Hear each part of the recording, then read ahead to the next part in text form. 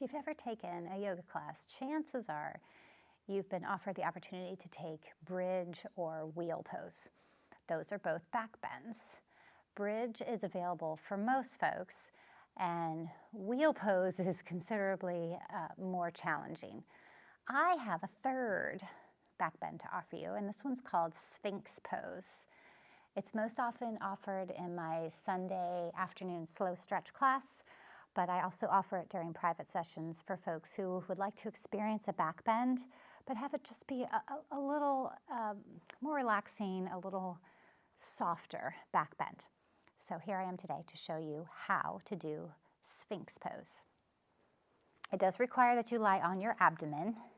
If it's not comfortable for your pelvis, you can certainly place a blanket or some sort of padding underneath your pelvis, the front of your pelvis. So once you find a comfortable position there, you add lots of space to your legs. I'm going to scoot up a little bit here. So it's not about zipping your legs together like locust pose, for example, or even cobra pose. It's about inviting lots of space for your sacrum, for your low back. So that's where we usually start. We think about our legs, our bones being really heavy there. And then we bring our arms basically parallel to one another. And then maybe the elbows are in the direction of being underneath your shoulders. Now this can be very intense for a lot of people. So if that's the case, if this is too much of a back bend, you can start to walk your hands further away. And that's going to take out some of the back bend. And that's just fine.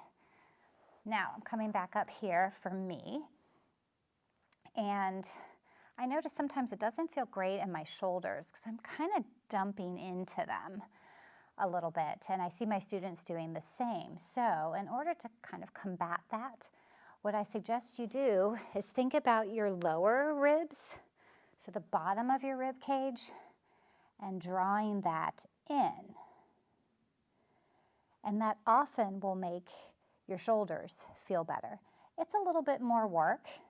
This can seem a lot easier just to kind of dump down here into your shoulders, but it doesn't feel real great for your shoulders. So you think about this area here, the lower ribs, drawing in and up. And it might add a little bit of a curve to your shoulders.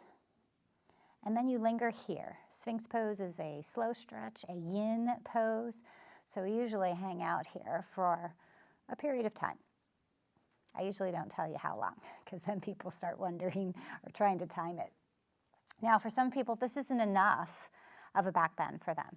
So in that case, I will suggest they get a bolster. Blocks would work too. If you're at home, you can take pillows.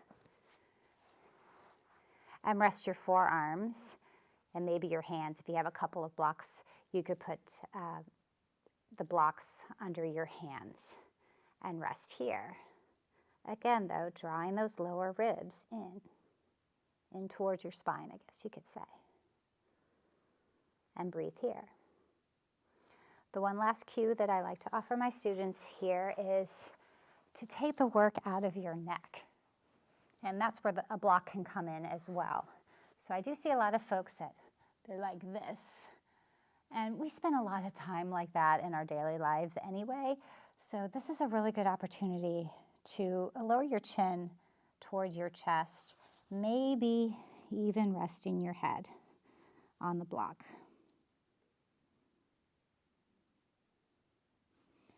And breathe right there. To come out of the pose, we then take the elbows wide. And then, as one of my teachers, Bree Johnson, likes to say, you make a pillow with your palms. So stack your palms and let your head rest.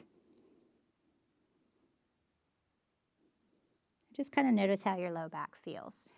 At this point, you could also consider bending your knees and drawing your feet in towards your body, and then letting your feet drift from side to side.